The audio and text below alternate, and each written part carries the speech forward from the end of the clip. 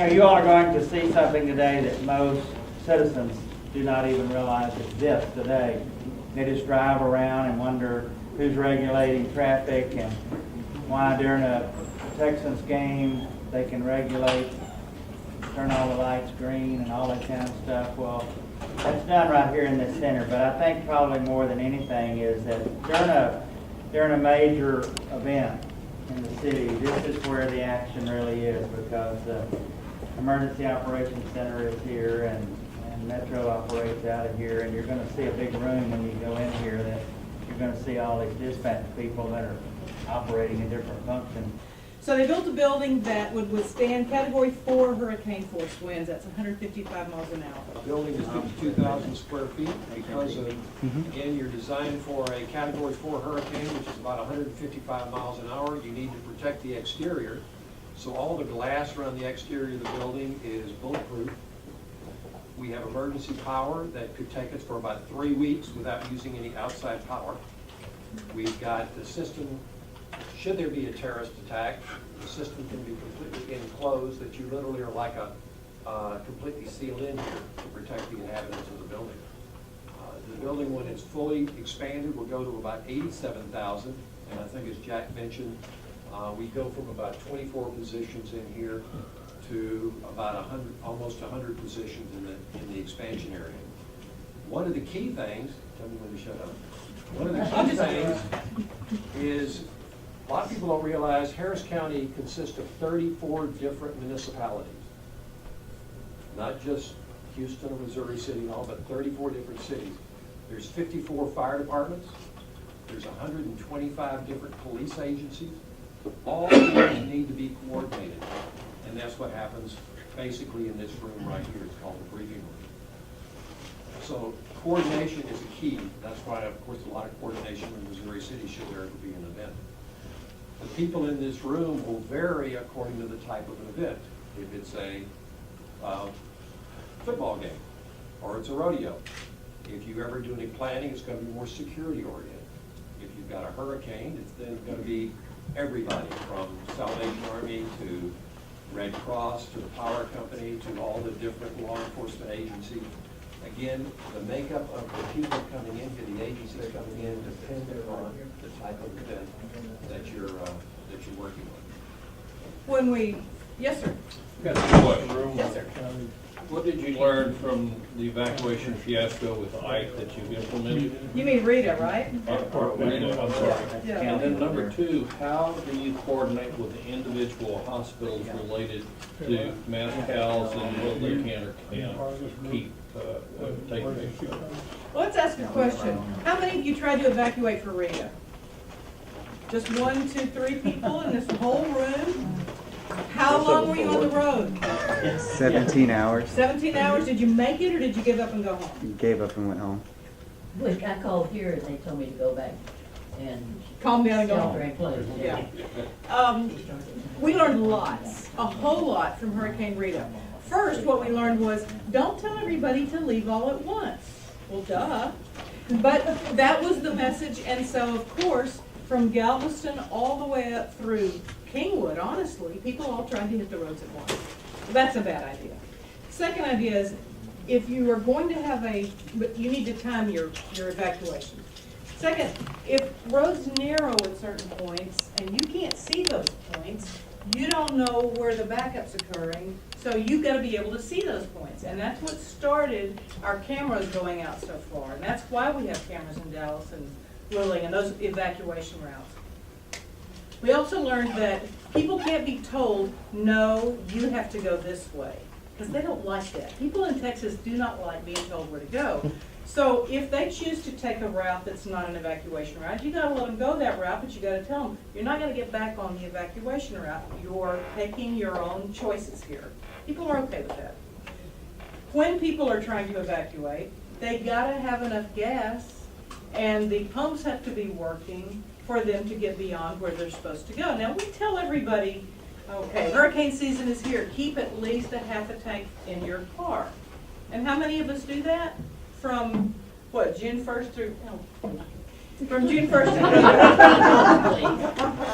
But I don't think I've got a half a tank in there now. But anyway, so gas stations along evacuation routes that are can actually provide gas. So that was another message we need to Are those learn. stations required, if they're on the route, to have emergency power? They have a contract with the state that says the state will help you get the gas to your station, but you have to be able to pump it. And you've got to have enough to get people where they're going. We also found out people don't think about taking water with them, and if it's August 19th or whenever Rita happened, they've got to be provided water. So now there will be water and rest stations along evacuation routes, designated locations. The state has set all that up and monitored it. Anything else I've forgotten? Mark? Contraflow plans, evacuate lanes. There were Contraflow some plan, yeah. major policy differences that came out of the Rita evacuation. The state police are in charge of evacuations in Texas. And as a result of the studies that happened after Rita, we are authorized to help them. At that point, we really were not, it started happening Monday and Tuesday. And we weren't authorized to really participate until Thursday morning. And so now, when Ike came along, we were there with him from the first, and that made a big difference. The Texas Department of Transportation really can't do anything unless they have authority from the state legislature to do that. And that, all those changes happened as a result of Rita. One of the things that happened starting Thursday morning, the Mayor of Houston and Judge Eccles got on the phone with Governor Perry, and by 6 a.m. we were authorized to engage. And David and his boss were really instrumental in instituting contraflow lanes. That's where you turn all the lanes on the freeway going in one direction. And people, I think, don't realize what a big deal that is. Between here and Dallas, you've got hundreds, 1,000 different intersection interchanges. You've got to reverse all those ramps so people don't come up that way. And then you got to have somebody stationed there because they'll try to, even if there's a blockade. Exactly. And from 6 in the morning until about 11:30, that was all done practically instantly. We've had people from New York and other places come down trying to figure out how they pulled that off. And then once they got 45 done, they went ahead and did 10. A service station doesn't fill their tanks. You see these tanker trucks come up and they put gas in it, they don't fill the tanks because gas goes bad over time. What they will do though on the evacuation routes, they go back and instead of maybe a tank being kept at 40% full or 50% full, they may put it at 80% full. So they're adding more fuel. And then they're putting tanker trucks just off the roadway as a backup to provide more fuel should it be necessary. So they've learned on how to supply fuel. And people, if I can add one more point about the number of cars, this is a story that was told me that I tell everybody. When they ordered the evacuation, they were estimating about 1.2 million cars. Everybody was going to go home to their home, the family was going to get in the car, and everybody was going to leave. Only problem is everybody went home and they got into the family vehicles. And they towed their trucks, or their cars, and their boats. and their RVs and everything else that goes with it. So suddenly you've got 3 million plus vehicles on the roadway. Then you've got gridlock. There's a tier level about who gets power back. Hospitals are in the first tier for obvious reasons, and so are nursing homes. And so that features into, if this is evacuating, it doesn't need to have the power back on as quickly as another one. The thought process has evolved after Rita, and it's not necessarily a good idea to put fragile elderly people on a bus and try to get them out. It may be better to keep them here and keep them as protected as possible because the shifting around is almost more catastrophic than the actual event. So I think a lot of the thoughtful process behind evacuations, a lot of what we learned was it's not necessarily a good idea for everybody to leave. I mean, everybody in the evacuation zones, because they're very specific zones. And I'd have to look at the map to know whether Missouri City is in one of those surge zones or not. No. There you have it. It's in Fort Bend County, it's not. Say that again, David? It's in Fort Bend County, it's not. It's not. So you shouldn't need to evacuate. Now, after the hurricane is hit and when you're without power, you may want to head out to somewhere else for a while so the power can come back on, but there's no danger, the traffic's not going to be as bad. Your chances of having a happy trip are much enhanced. Each of the hospital systems, Memorial Hermann, Methodist, have a radio net that they can talk to each other. This is over and above typical communication on your 700 and 800 megahertz at all. But they have a communication system so they can talk to them. Transtar can talk to them from here. So there is always communication. One thing about Transtar, one of the reasons I volunteer, is the professionalism and the knowledge. They will never be without communication. You've got a 495-foot tower sitting out back here, but you've got a radio system in here that occasionally we talk to the space station just to kill time. Because we've got unbelievable communication here at this facility. Anything else? Any other? One of the things that we do is, that same medical obstetric does is, in case there is a large real disaster, we exchange data between us and our sister, which is in Chicago. So we keep their information down here and they keep our information up there. So that if somebody's system, your medical records get lost, then they're backed up. So nobody loses your medical records. And that's that big satellite dish up there. Parking lot. Any other questions? Can you talk a little bit more details about the backup system and how you're able to keep that up and running for such an extended period of time? I'm trying to recall if this was a diesel emergency generator or a natural gas generator. Yeah, one of the things, we looked into natural gas, and FEMA regulations don't like natural gas. They're afraid you're gonna lose pressure on the system. So we have a diesel system.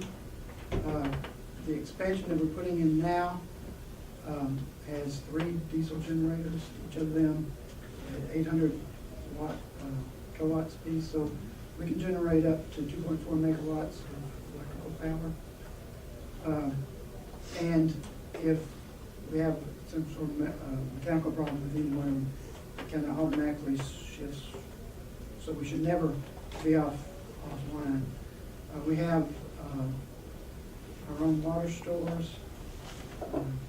They're afraid if the municipal water should get some sort of contaminant from man-made or otherwise efforts, we can isolate our systems from the public system, and we have 30,000 gallons of water we can deal with, and also pallets and pallets of bottled water, that sort of stuff. We also have food stores, military type stuff. If you can live off of that and after a while it gives you a heart attack, but for a few days it'll keep you alive. We talked about the biochemical resistance stuff that we've got. The idea is that we should be up and running for at least 10 days without any assistance at all. Hopefully within that we can get more fuel in and water, that sort of stuff. I was gonna say, that's the other issue that you always have when you talk about the diesel operated generators, is you talked about gas going bad, where you have to constantly recycle the diesel that's in those generators. We have, it's called hospital protocol, where we exercise all that stuff once a week. Every Monday we come on and check them out. And then once a month, we run the whole building. We pretend like we cut the power off from Centerpoint, and we see what happens. And the other thing is that, you're right, diesel does go bad, and so once a year, we go through and have to clean up the and all that good stuff. We have 10,000 gallons of diesel on hand. And with 3 diesel generators, we suck it down pretty quick. But we've got enough to keep them running for 10 days. I just left the Global Information Services Conference at TSU, which talked about mapping location and geography things, and something came to mind. You said you did not keep any of the data that's on screen. What you see is what you get, and it's not stored. Video. But could someone in the GIS field take time-lapse photography pictures from the data that's on there to create GIS-related time-lapse pictures of certain intersections where someone might say, this is always a problem at 4 o'clock, the light's too long, blah, blah, blah, and a citizen could time-lapse from your information, make their own little time-lapse and present it to something like City Council or TxDOT to say, this is a problem area, can we get it fixed? Is that something that is doable? David, is that doable? I don't run arterials, I run freeways. I don't put signals on my freeways, you're talking frontage. But can someone go into the data storage and find time-lapse pictures of here it is at 2 o'clock, 3 o'clock, We're not 4 doing it. o'clock? We store speed data, we store incident data. In fact, the Department of Defense has a project where they're using our data, and it's one of they said, the best data sources they have in the country, because, well, we go back, Tony, do we go back to 95? 95 with data, which is probably one of the richest resources of freeway speeds. And they're looking at using that data to actually predict accidents before they happen on the roadway. But is the data tappable by the general public? No, you have to get an agreement with them. But even so, who owns the data? But the state owns the data. But A lot of this data is available on the internet, so you can see freeway speeds. You could go in there and if you wanted to go, let's say you wanted to see what your travel time in on 288 on a Monday morning is, you could go there and look at 15-minute intervals to see what the speeds are. Now, I know every day I go to one intersection, it's always jammed. And the light there is too long, and I need to get that light fixed. You know what? That's what I'm saying. You know what? You're gonna have my card when you leave here. Now, I will leave you all with this. We've talked about how we operate during emergencies. We haven't talked about the fact that there's 400 to 500 people in the building in lockdown for days. And in this existing building right now, when we were going back to the drawing board and thinking, hey, we should add emergency management, we didn't think people are gonna be here for days. We got 1 shower for men and 1 shower for women. So the expansion will have multiple showers, and we're all really excited about that. And it will also have a place to sleep, because right now we sleep under our desks, in the hall, in the battery room, wherever we can. We're like little rats. We look for a place to sleep. So think of us next time you're in a hurricane situation and you're out going somewhere nice and exotic, and we're here hunkering down. Thank you all very much for coming. We will walk out that way, and let's see, David, can you lead these people out, please?